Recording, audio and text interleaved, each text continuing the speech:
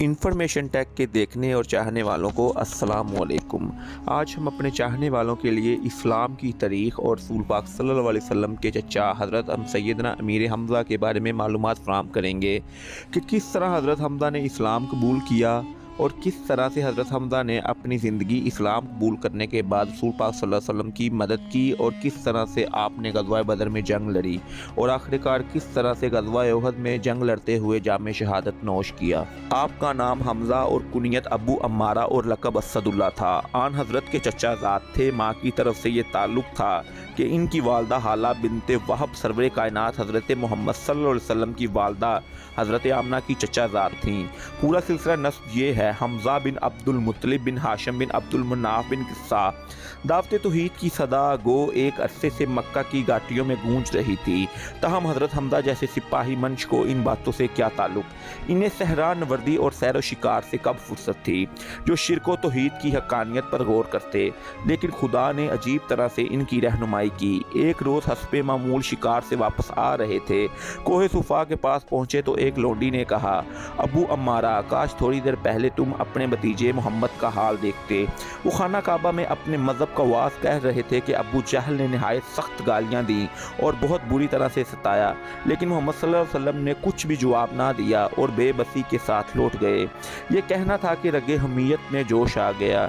तेज़ी से खाना काबा की तरफ बढ़े। इनका कायदा था कि शिकार से वापस आते हुए कोई राह में मिल जाता तो खड़े होकर ज़रूर इससे दो बातें कर लेते थे, लेकिन उस वक्त जोशे इंतकाम ने मागज़ूबुल गज़ब कर दिया था।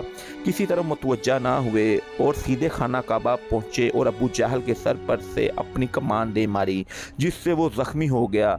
ये देख कर बनी मखज़ूम के चंद आदमी अबू जहल के लिए मदद की दौड़े और बोले, हमज़ा, शायद तुम भी बददीन हो गए हो। फरमाया, जब इसकी हक़ानियत कुछ देर ज़ाहिर हो गई तो कौन इस चीज़ से बाज रह सकता है। हाँ, मैं गवाही देता हूँ कि मोहम्मद खुदा के रसूल हैं और जो वो कहते हैं बरहक है। खुदा की कसम, अब मैं इससे फिर नहीं सकता। हज़रत हमज़ा ने कहा, खुदा की कसम, अब मैं इससे फिर नहीं सकता। अगर तुम सच्चे हो तो मुझे रोक कर देख लो। अबू जहल ने कहा, अबू अम्मारा को छोड़ दो। खुदा की कसम, मैंने अभी इसके भतीजे को सख्त गालियाँ दी हैं। ये इस्लाम का वो ज़माना था कि आन हज़रत अरकम बिन अबी अरकम के मकान में पुनाह गुज़ीन थे और मोमिनीन का हल्का चंद कमज़ोर नातवां हस्तियों पर महदूद था। लेकिन हज़रत हमज़ा के इजाफ़ा से हालत बदल गई और कुफ़ार की दस्त दराजियों और इज़ार सानियों का सद्देबाब हो गया, क्योंकि इनकी शुजाअत और जानबाजी का तमाम मक्का लोहा मानता था। मक्का की मुवाक़ात में हज़रत खैरुल अनाम के महबूब गुलाम हज़रत ज़ैद बिन हारिसा हज़रत हमज़ा के इस्लामी भाई करार पाए। इनको हज़रत ज़ैद से इस कदर मोहब्बत हो गई थी कि ग़ज़वात में तशरीफ़ ले जाते तो इन्हीं को हर किस्म की वसीयत करके जाते थे। बासत के 13वें साल तमाम सहाबा कराम के साथ हिजरत करके मदीना पहुँचे, जहाँ इनको ज़ोर बाजू और खुदादाद शुजात के जोहर दिखाने का नहायत अच्छा मौका हाथ आया। चुनांचे पहला इस्लामी प्रेरान इन्हीं को अनायत हुआ और 3 आदमियों के साथ साहली इलाके की तरफ रवाना किए गए कि कुरैशी काफ़िलों के सद्दे राह हों।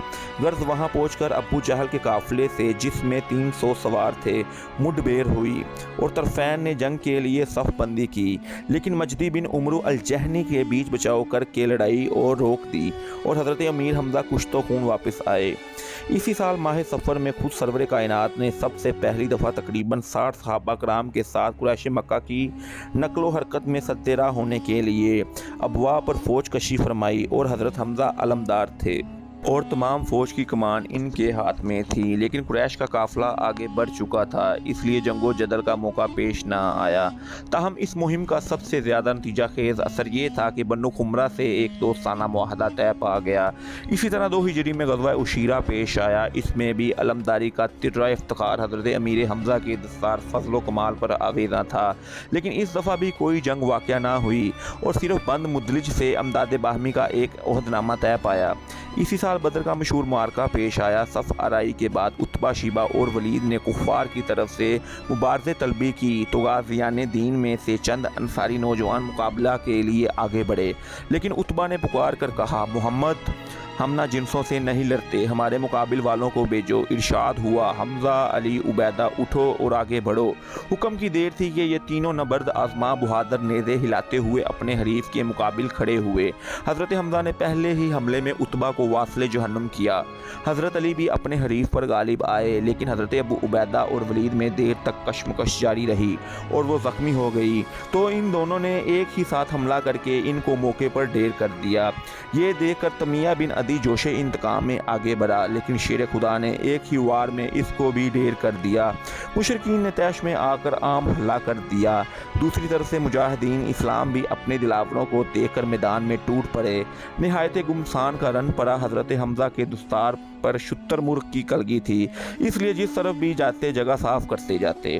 دونوں ہاتھوں میں تلوار تھی اور مردانہ وار سے 2 دستی حملوں سے پرے کا پرا صاف کر رہے تھے۔ غرض جب تھوڑی دیر میں گیم بہت سی قیدی اور مالک غنیمت چھوڑ کر باغ کھڑا ہوا تو بعد قیدیوں نے پوچھا، یہ کلگی لگائے کون ہے؟ لوگوں نے کہا حمزہ، تو بولے آج ہم کو سب سے زیادہ نقصان اسی نے پہنچایا ہے۔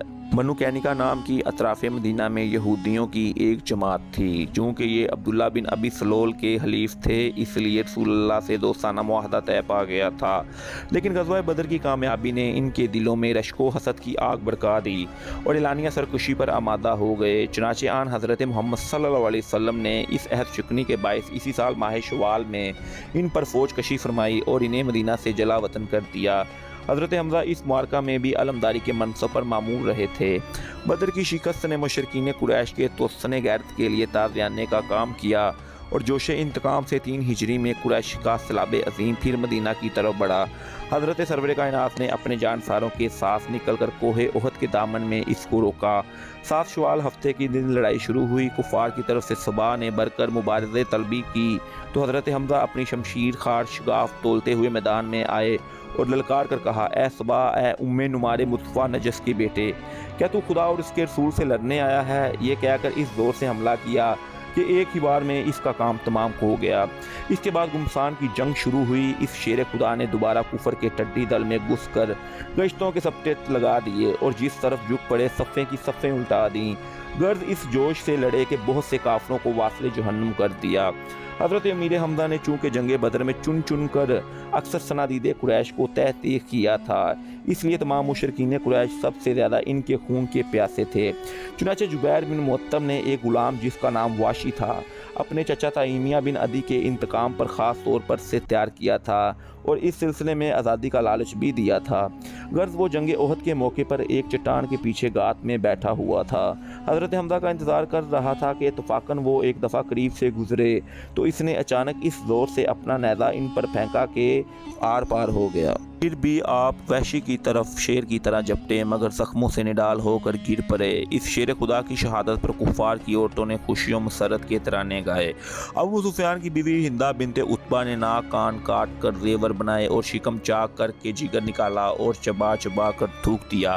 حضرت محمد سرور کائنات نے سنا تو پوچھا، کیا انہوں نے کچھ کھایا بھی ہے؟ لوگوں نے عرض کیا، نہیں۔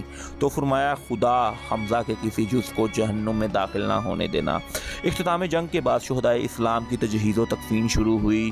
حضرت سرور کائنات حضرت حمزہ کی لاش مبارک پر تشریف لائے۔ چونکہ ہندہ نے ناک کان کاٹ کر دردناک صورت بنا دی تھی، اس لیے یہ منظر دیکھ کر بے اختیار دل بھر آیا اور مخاطب ہو کر فرمایا، تم پر خدا کی رحمت ہے، کیونکہ تم رشتہ داروں کا سب سے زیادہ خیال رکھتے تھے، نیک کاموں میں پیش رہتے تھے۔ اگر مجھے صفیہ کے رنج و غم کا خیال نہ ہوتا تو میں تمہیں اس طرح چھوڑ دیتا کہ درند اور پرند کھا جائیں اور تم قیامت میں انہی کے شکم سے اٹھائے جاؤ۔ خدا کی قسم، مجھ پر تمہارا انتقام واجب ہے۔ میں تمہارے عوض 70 کافروں کا مثلا کروں گا۔ لیکن تھوڑی دیر کے بعد وحی الہی نے اس ناجائز انتقام کی ممانعت کر دی، اس لیے کفارہ یمین ادا کر کے صبر و شکیبائی اختیار فرمائی۔ حضرت صفیہ حضرت امیر حمزہ کی حقیقی بہن تھیں۔ بھائی کی شہادت کا حال سنا تو روتے ہوئے جنازے کے پاس آئیں، لیکن آن حضرت نے دیکھنے نہ دیا اور تسلی دے کر واپس فرمایا۔ حضرت صفیہ نے اپنے صاحبزادے حضرت زبیر کو 2 چادریں دیں اور ان سے کہا کہ ان سے کفن کا کام لیا جائے، لیکن پہلو میں ایک انصاری کی لاش بھی پڑی تھی، اس لیے انہوں نے دونوں شہیدان ملت میں ایک ایک چادر تقسیم کر دی۔ اس ایک چادر سے سر چھپایا جاتا تو سر برہنہ ہو جاتا تھا۔ آن حضرت نے فرمایا کہ چادر سے چہرہ چھپاؤ اور پاؤں پر گھاس اور پتے ڈال دو۔ گر سید الشہداء کا جنازہ تیار ہوا اور سرور کائنات نے خود نماز پڑھائی۔ اس کے بعد ایک ایک کر کے شہدائے احد کے جنازے ان کے پہلو میں رکھے گئے اور آپ نے علیحدہ علیحدہ ہر ایک پر نماز پڑھائی۔ اس طرح نمازوں کے بعد غازیان دین نے اس شیر خدا کو اس ہی میدان میں سپرد خاک کر دیا۔